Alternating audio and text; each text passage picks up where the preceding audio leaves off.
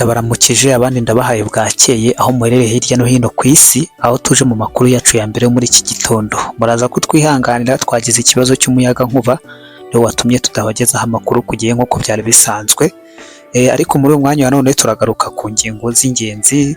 Ndagaruka ku basirikare bagera kuri 2 barimo n'umujenerali bamaze kuba bafatirwa hariya Kigogo.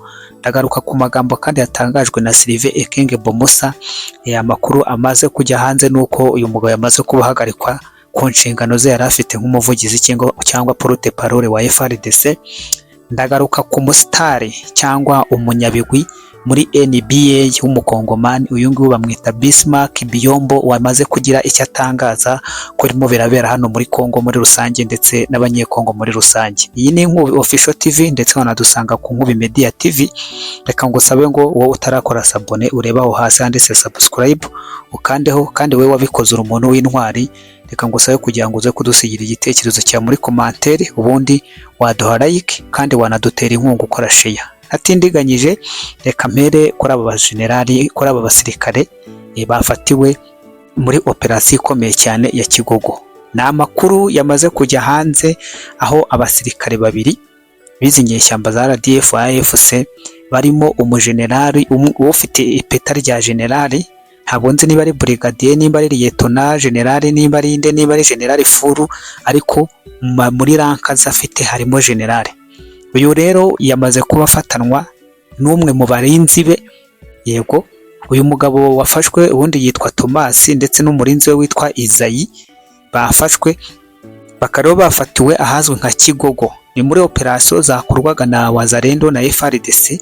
Bikavugwa yuko 2 mu barinzi be bahapfiriye, undi umwe aracika. Noneho uyu generali n'uyu mu bodyguard we AFC ndetse na RDF baje gukora operasiyo yo kugira ngo baze kuza kuba bareba ko babagobotora cyangwa bakababohoza. Itimu yaje ivugwa yuko yari itimu y'abantu 10. Hari abasirikari 10 boherejwe b'intarumikwa bavuga bati tugiye kubohoza bene wacu.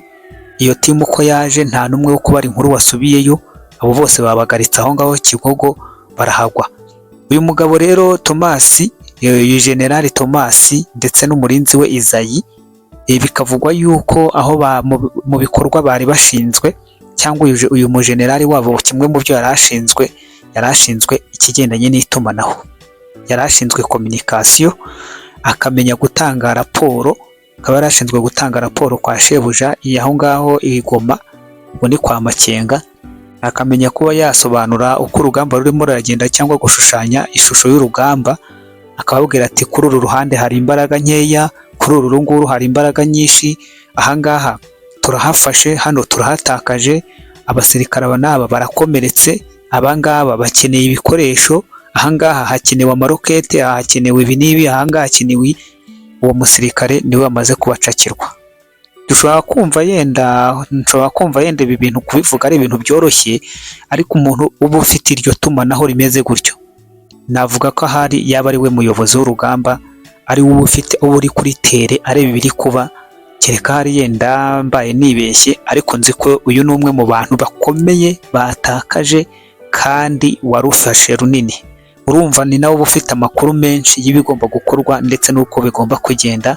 Uyu rero Wazalendo yamaze kugira gutya ikubita cakirwa gakoco, irakocora ibiramucakiye iramufata. Ubu ngubu amakuru yose barayamukuramo nta kabuza. Mvuye kuri Izayi rero ndagaruka ku mugabo witwa Sylvain Ekenge Bomosa. Ejo nibwo twabonye imwe mu mbwirwaruhame ze zivuga yuko abakongomani bashakana n'abagore bo mu bwoko bw'abatutsi ngo bagomba kwitonda cyane. Iri jambo abatutsi niryo ryamukozeho, niryo rimwubikiye imbehe, aho ubu ngubu yamaze kubahagarikwa ku mirimo ye. Nabonye FARDC ivuga ati turimo turarwanya abanyabyaha b'i Kigali, ati rero nta nubwo nanone twabura kurwanya abanyabyaha b'imbere iwacu. Ubwo rero Sylvain Ekenge Bomosa yamaze gukurwa ku nshingano ze. Kimwe mu bintu nabonye rwose i Kigali basamiye hejuru, mbega ibintu bikomeye kuvuga kuri iryo jambo kuritungutsa mu kanwa, ubuciye nk'amabere. Bahise bavuga ati dore ni rwa rwango twababwiraga, ati dore ni bya bindi. Rero Faci Beto nawe ni umunyabwenge, yahise amufata amuvana ku nshingano ze amushyira hariya. Nabonye ndetse nabonye mu bubanyi n'amahanga bw'Ububiligi nabo basohoye itangazo bavuga bati ibi bintu bikurikiranwe, ati kandi nyiri gutangaza ibi ngibi agire ibyemezo afatirwa. Bigateganywa yuko rero ashobora kuzagezwa imbere y'ubutabera akabivugaho.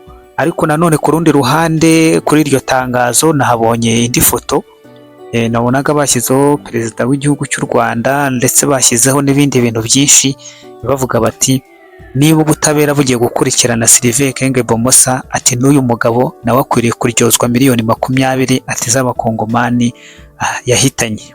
Ni byinshi bimuvugwaho, turagenda tubibagezaho uko amakuru agenda tugeraho. Ariko ikindi kiriho cyo ni uko Sylvain Ekenge Bomosa kuba yatangaza ibyo ngibyo, buriya afite nawe impamvu yabitangaje. Narabibabwiye nti ntabwo ari umwana, ibyo yatangaje yarabizi, kimwe nuko bishobora kuba ari umukino wakinwe hagati ye n'abo mu nzego zimukuriye kugira ngo bakunde babone impamvu, cyangwa batera inyoni mu gihuru, batera ibuye mu gihuru barebe ibibwejagura uko bingana. Ibyo birashoboka, yego. Nanone kandi akaba ari umukino none waba wakinwe kugira ngo Kinshasa yerekane yuko ibintu by'ivangura itabishyigikiye, bakamuhora mukino ati genda uwukine wemere igitambo turagufunga, nibyo cyangwa turatangaza ko tugufunze. Yego, bakamufata akagenda akabitangaza kuri radiyo y'igihugu na televiziyo y'igihugu, ayamara kubitangaza akabishyira hariya, nuko bakamufata bakamufunga nka systeme yo kugira ngo Kinshasa yerekane yuko ibintu byo kuvuga abatutsi nabi itabishyigikiye, cyangwa ibintu byo kuronda amoko itabishyigikiye, ikamushyiraho ngo mu buryo bw'igitambo nawe abizi neza yuko ari umukino bateguye nawe urimo.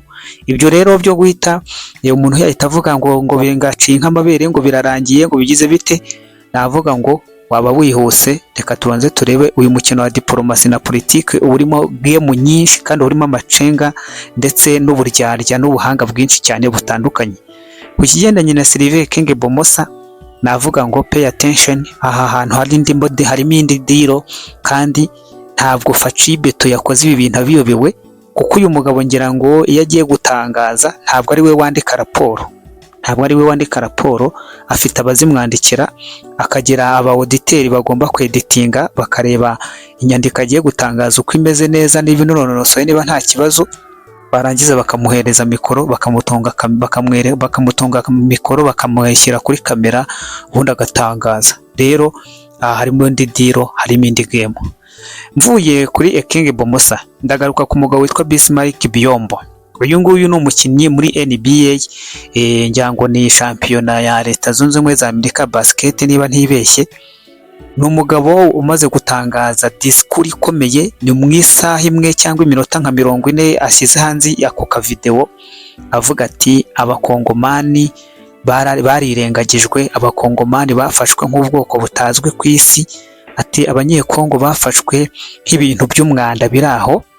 Atangaza byinshi cyane ku bugome burimo burakorerwa abakongomani, ariko arangije aravuga ati hari umunsi buzacya, hari umunsi izuba rizarasa, Kongo abantu abakongomani bakaryama bagasinzira, ababyeyi n'abana bakaryama nta bwoba bafite. Abakongomani umutungo wabo, aya mabuye y'agaciro barimo barazira nk'umutungo wabo w'igihugu, ati hari igihe uyu mutungo uzababera inkingi ikomeye, kikaba igihugu cy'igihangange ku isi. Ati ndabwira abanyekongo baba bari mu burasirazuba bwa Kongo, mu mijyi ya Goma na Bukavu, yuko badakwiye gutandukanywa n'amoko. Ati turamoko agera kuri 250 mu gihugu cyacu, atari ko bose ndabahamagarira kunga ubumwe, bakumva yuko turi mwene umugabo umwe. Ati by'amoko tukabishyira hanze, tukabishyira hasi. Ati abaza badutezamo umwiryane, badutandukanisha ayo moko, tukabima amatwi. Ni byinshi uyu mugabo Bismarck Biyombo yatangaje, ariko ndumva kugenda mbisubiramo atari na ngombwa, ahubwo reka mushyireho ubwe abyivugire mu mwirebera. Le jour où nous refusons de mourir en silence, un appel au peuple de la République démocratique du Congo. Mes frères et sœurs, mes mères, mes pères, mes enfants du Congo. Il y a des moments dans l'histoire où une nation doit s'élever, non pas parce qu'elle est prête, mais parce qu'elle ne peut plus se permettre de rester à genoux. Le Congo aujourd'hui se tient à un tel moment. Depuis des décennies, notre terre, cette terre bénie de fleuves comme de veines de vie, de montagnes tracées par la main divine, de forêts qui respirent pour le monde, a été transformée en champ de bataille. Un lieu où les innocents enterrent leurs rêves avant d'enterrer leurs morts. À Goma, au nord Kivu, au sud Kivu, en Ituri, dans le village oublié et emporté par le vent, des enfants se réveillent au son de balles plutôt qu'au son de l'espoir. Des femmes marchent de longue distance, non pas pour trouver des opportunités, mais pour fuir le danger. Des pères quittent leur maison en priant de revenir vivants. Des mères regardent leurs enfants et se demandant si le monde connaît leur nom, si le monde connaît leur douleur.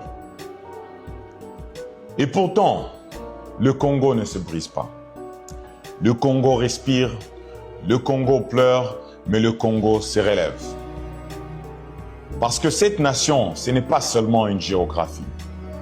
C'est un esprit, c'est une destinée, c'est l'écho de millions de voix avant nous disant « Vous n'avez pas été créés pour mourir en silence ».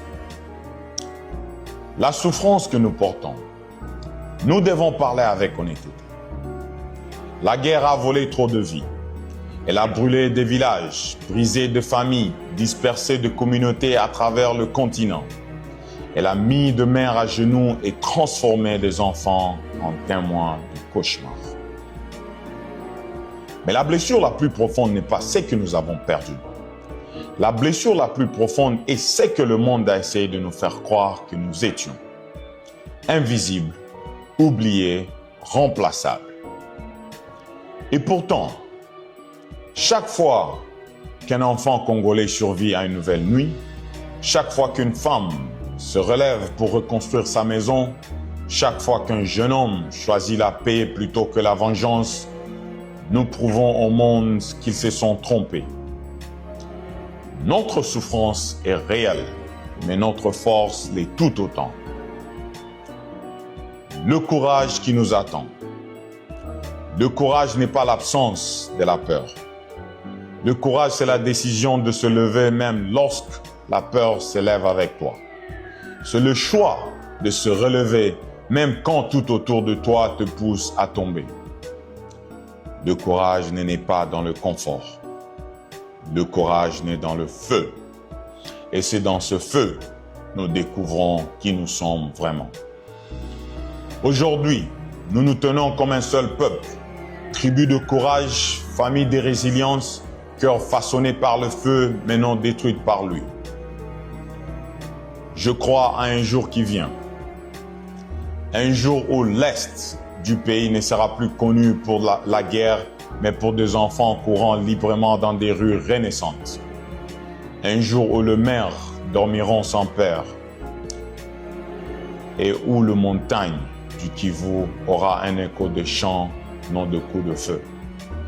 Un jour où les dirigeants, le nôtre et ceux d'Afrique, comprendront que la souffrance d'un seul enfant africain diminue l'âme de tout le continent. Un jour où la richesse du Congo ne sera plus notre malédiction, mais notre bénédiction au service de nos écoles, nos hôpitaux, notre innovation, notre dignité. Un jour où le monde verra enfin le Congo non comme une terre silencieuse des minéraux, mais comme une nation puissante, forte et inarrêtable dans sa mission. Notre responsabilité en tant que peuple est de ne pas perdre l'espoir. L'espoir ne vient pas en entendant.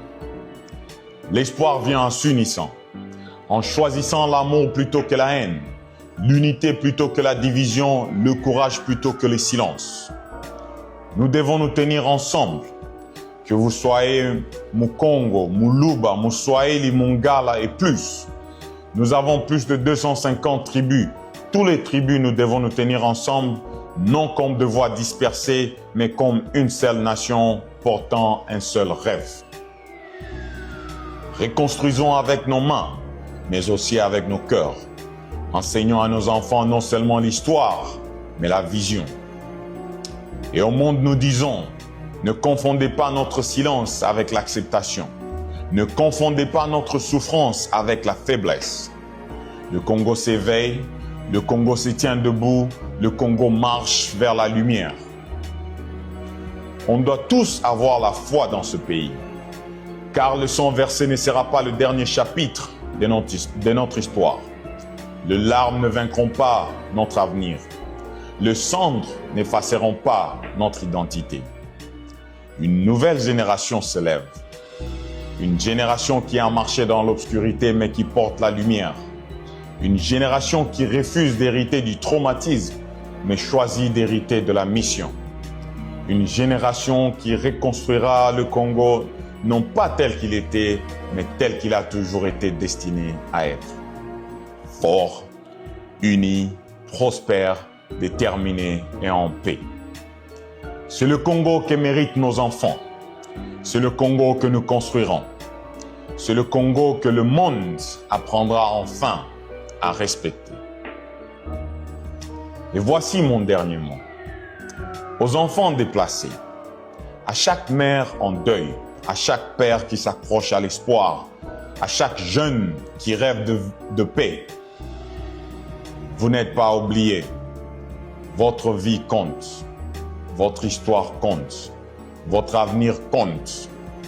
Et à notre beau pays, le Congo, relève la tête. Ton lendemain t'appelle et le monde t'entendra non comme des victimes du conflit, mais comme des survivants porteurs de visu. Que Dieu guérisse notre terre, que Dieu fortifie notre peuple et que la paix revienne en République démocratique du Congo, non comme une visiteuse, mais comme une résidente permanente. Merci. This video is not default to promote any terrorist, violence or hurting. Our purpose and target is to inform and to teach, not to hurt anyone wherever. And I repeat that we never made this video to promote any terrorist or to promote violence or to promote any hurting. And our purpose and our goals is to inform and to teach, not to hurt anyone.